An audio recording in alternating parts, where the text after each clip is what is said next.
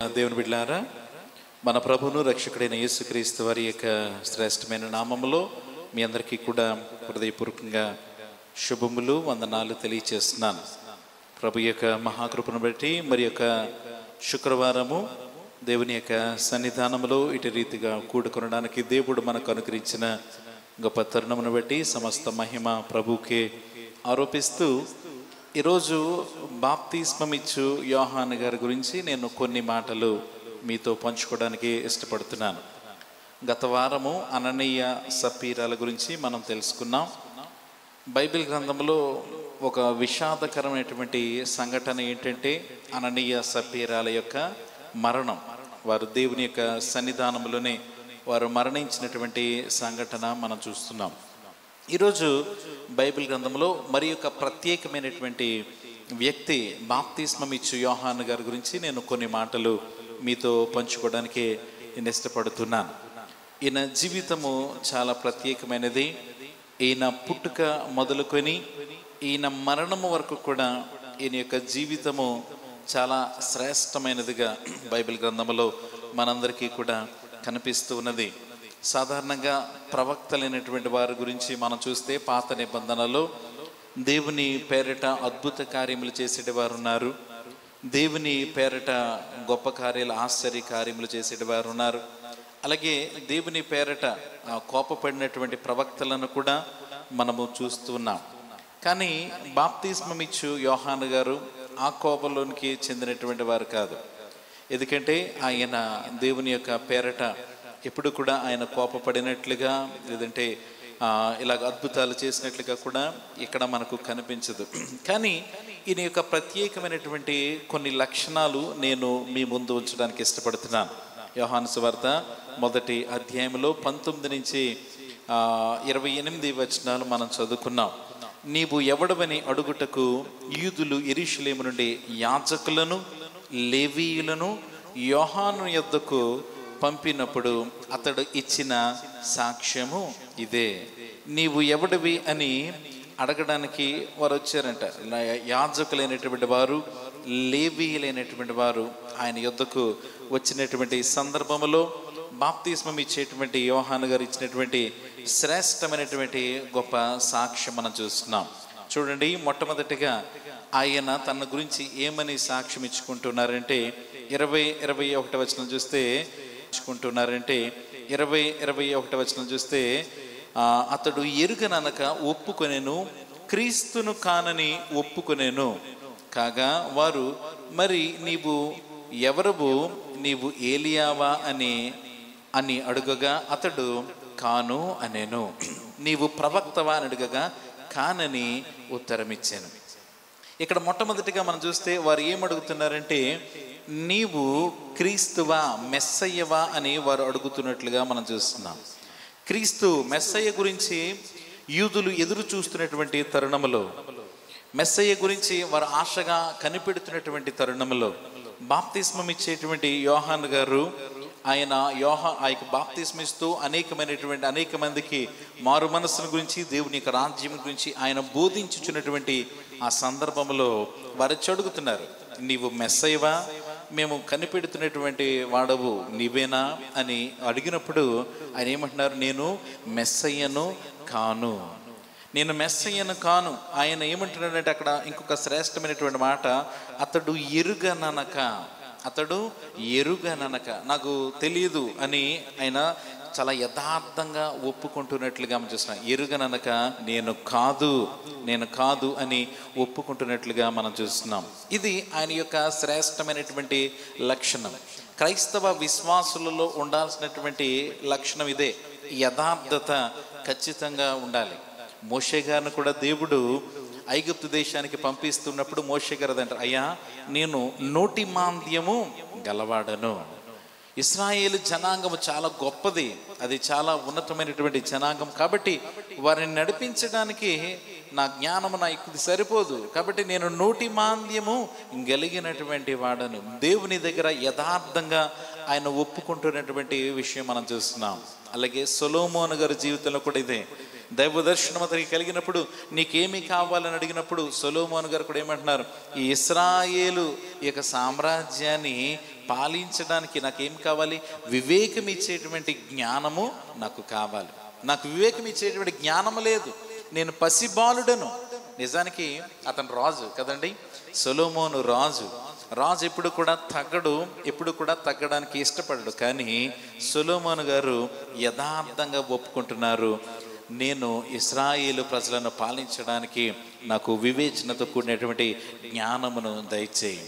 కాబట్టి ఈరోజు బాప్తిస్మం ఇచ్చేటువంటి యోహాను గారి జీవితంలో కూడా మనం చూస్తే ఇలాంటి యథార్థతే మనకు కనిపిస్తుంది. వారు వచ్చి అడుగుతున్నారు, నువ్వెవరివి, నీవు క్రీస్తువా, నీవు మెస్సయ్యవా అంటే నేను కాదు అని అంటున్నారు. మరి నీవు ఏలియావా అని అడుగుతున్నారు. వారు ఎదురు చూస్తున్నటువంటి ప్రవక్త ఏలియా గురించి వారు ఎదురు చూస్తున్నారు. ఎందుకంటే మలాకీ గ్రంథములో, పాత నిబంధనలో ఆఖరి అధ్యాయము, ఆఖరి ఆ యొక్క గ్రంథములో 4వ అధ్యాయంలో మనం చూస్తున్నాం ఏలియా మరలా వస్తాడనేటువంటి మాట. కాబట్టి ఇక్కడ కూడా వారు ఎదురు చూస్తున్నారు, ఏలియావా, నీవు ఏలియాగా తిరిగి వచ్చావా అని అడుగుతుంటే నేను కాదు. మరి ప్రవక్తవా అంటే కాదు అని చెప్తున్నట్లుగా మనం చూస్తున్నాం. రెండవది, ఈయన యొక్క శ్రేష్టమైనటువంటి ఇంకొక లక్షణం ఏంటంటే చూడండి, 23వ వచనం చూస్తే, అందుకతడు ప్రవక్త అయిన యెషయా చెప్పినట్లు ప్రభు త్రోవ సరాళము చేయడి అని అరణ్యములో ఎలుగెత్తి చెప్పు ఒకని శబ్దము. నేను స్వరమే అని అంటున్నారు. ఒక మాటలో ఏంటంటే ఆయన ఏమంటున్నారంటే, నేను స్వరమే కానీ నేను స్వరూపము కాదు, అసలు నేనేమీ కాదు, నేను కేవలము ఒక శబ్దము మాత్రమే. ఇక్కడ ఆయన యొక్క తగ్గింపు మనకు కనిపిస్తుంది, ఆయన యొక్క దీనత్వము కనిపిస్తుంది. నేను కనిపించేది నేను కాదు, లేదంటే ఇది చేసేది అంతా కూడా నేను కాదు, నేను ఒక శబ్దము వంటి వాడను మాత్రమే. అరణ్యములో ప్రభు త్రోవ సరాళము చేయడని అరణ్యములో ఎలుగెత్తి చెప్పు ఒకని శబ్దమును అని బాప్తిస్మం ఇచ్చేటువంటి యోహాను గారు తనను గురించి ఆయన సాక్ష్యం ఇచ్చుకుంటూ ఉన్నట్టుగా మనం చూస్తున్నాం. ఒకటి ఏంటంటే నేను మెస్సయ్యను కాదు అని యథార్థంగా ఒప్పుకుంటున్నారు. రెండవది ఏంటంటే నేను ఒక స్వరూపాన్నో ఒక దైవత్వాన్నో లేదంటే ఇంకేమి రూపము కాదు, నేను ఒక శబ్దము మాత్రమే, ఒక స్వరము మాత్రమే అని ఆయన తన గురించి సాక్ష్యం ఇచ్చుకుంటున్నారు. అలాగే ఇంకా 3వ లక్షణం మనం చూస్తే యోహాను సువార్త 3వ అధ్యాయంలో, క్షమించిన మత్తయి సువార్త 3వ అధ్యాయంలో మనం చూస్తున్నాం. మత్తయి సువార్త 3వ అధ్యాయము 11వ వచనం చూడండి. మత్తయి సువార్త 3వ అధ్యాయము 11వ వచనం. మత్తయి సువార్త 3వ అధ్యాయం 11వ వచనం చూస్తే, మారు మనస్సు నిమిత్తము నేను నీళ్లలో మీకు బాప్తిస్మం ఇచ్చుచున్నాను, అయితే నా వెనుక వచ్చుచున్నవాడు నాకంటే శక్తిమంతుడు, ఆయన చెప్పులు మోయుటకైనను నేను పాత్రుడను కాను. ఆయన చెప్పులు మోయిటికైనను పాత్రుడను కాను. ఆయన పరిశుద్ధాత్మలోను అగ్నితోను మీకు బాప్తిస్మం ఇచ్చు. ఇక 3వది మనం చూస్తే క్రీస్తును హెచ్చించుచున్నటువంటి వాడు, క్రీస్తును హెచ్చించేటువంటి వాడు. ఈరోజు లోకంలో మనం చూస్తున్నటువంటి ప్రవక్తల వంటి వాడు కాదు, ఈరోజు లోకంలో చూస్తున్నటువంటి దైవజనుల వంటి వాడు కాదు బాప్తిస్మం ఇచ్చేవారు యోహాను గారు. ఆయన క్రీస్తును హెచ్చించుచున్నారు. చూడండి ఆయన ఏమంటున్నారంటే, నేను మీకు నీళ్ళలో బాప్తిస్మం ఇచ్చుచున్నాను, అయితే నా వెనుక వచ్చుచున్నవాడు నాకంటే శక్తిమంతుడు. నిజానికి నేనేమి శక్తిమంతుడు కాదు, నాకన్నా వచ్చేవాడు నాకంటే శక్తిమంతుడు. ఆయన చెప్పులు మోయుటకైనను, ఆయన చెప్పుల వారు విప్పుటకైనను. చూడండి, ఆయన చెప్పులు మోయడానికి కూడా నేను పాత్రుడను కాను, అంటే మోయడానికి కూడా పాత్రుడను కాను. ఎంత తనను తాను తగ్గించుకుంటున్నాడో ఇక్కడ మనకు అర్థమవుతుంది. క్రీస్తును హెచ్చిస్తున్నాడు, దేవుని కుమారుడైనటువంటి యేసు క్రీస్తు వారిని మాత్రమే ఆయన హెచ్చిస్తున్నాడు. తనను తాను ఏ మాత్రం కూడా హెచ్చించుకోవట్లేదు, తనను తాను తగ్గించుకుంటున్నాడు. చూడండి యోహాను సువార్తలో 3వ అధ్యాయంలో 30వ వచనం కూడా ఇదే మాట. యోహాను సువార్త 3వ అధ్యాయము 30వ వచనం చూస్తే ఆయన అంటున్నారు, ఆయన హెచ్చవలసి ఉన్నది, నేను తగ్గవలసి ఉన్నది.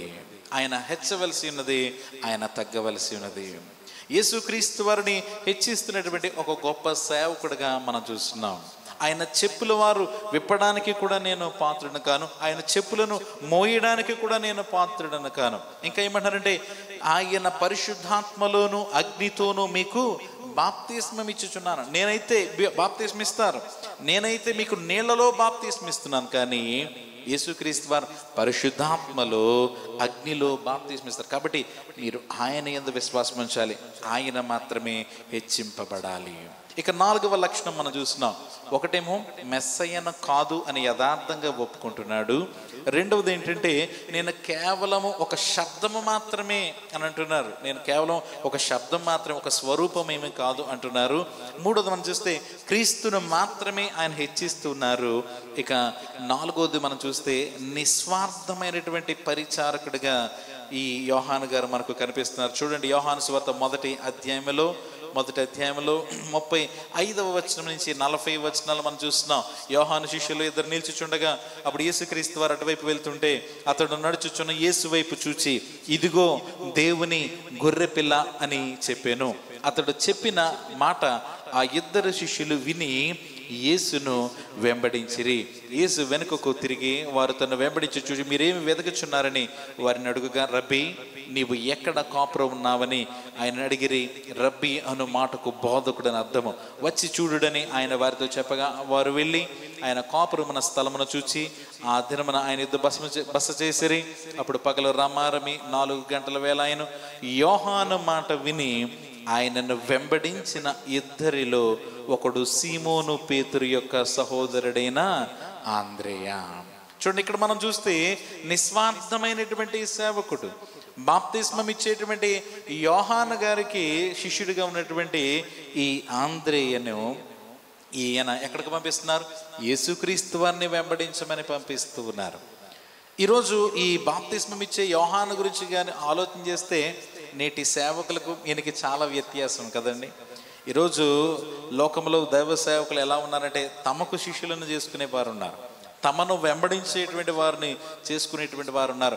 యేసయ్యకు శిష్యులను తయారు చేసేటువంటి వారు కరువైపోతున్నటువంటి దినాల్లో మనమున్నాం.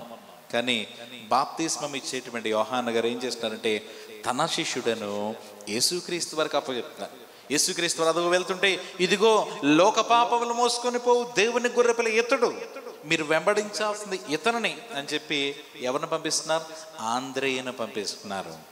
ఆంద్రేయ ఆ తర్వాత ఎవరిని తీసుకొచ్చి యేసయ్య దగ్గరికి ఎవరిని తీసుకొచ్చారంటే పేతురుని తీసుకొని వచ్చారు. ఆ తర్వాత పేతురు. ఈ రీతిగా ఉన్నతమైనటువంటి ఆ యొక్క ప్రభు యొక్క పరిచర్యలో ఆంద్రేయ గారు ఉన్నట్లుగా మనం చూస్తున్నాం. అలాంటి గొప్ప శిష్యుడిని ఎవరికి అప్పచెప్పేశాడంటే యేసుక్రీస్తు వారికి అప్పచెప్పినట్లుగా మనం చూస్తున్నాం. ప్రియ దేవుని సంగమా, బాప్తిస్మం ఇచ్చేటువంటి యోహాను గారు చాలా విలక్షణమైనటువంటి లక్షణాలు కలిగి ఉన్నారు. చాలా ప్రత్యేకమైనటువంటి లక్షణాలు ఈయన కలిగి ఉన్నారు. ఆయన యథార్థత కలిగి ఉన్నటువంటి వాడుగా, ఆయన యథార్థత కలిగి ఉన్నటువంటి వాడుగా మనం చూస్తున్నాం. ఆయన తనను తాను హెచ్చించుకోకుండా దేవుని మాత్రమే, క్రీస్తును మాత్రమే హెచ్చించేవాడుగా మనం చూస్తున్నాం. అలాగే తనను తాను కనుపరుచుకోకుండా నేను కేవలము శబ్దమే, నేనేమి స్వరూపము కాదు, అరణ్యంలో ప్రభు త్రోవ సరళము చేయడని ఎలుగెత్తు చెప్పినటువంటి శబ్దమును మాత్రమే అని తనను తను తగ్గించుకుంటున్నాడు.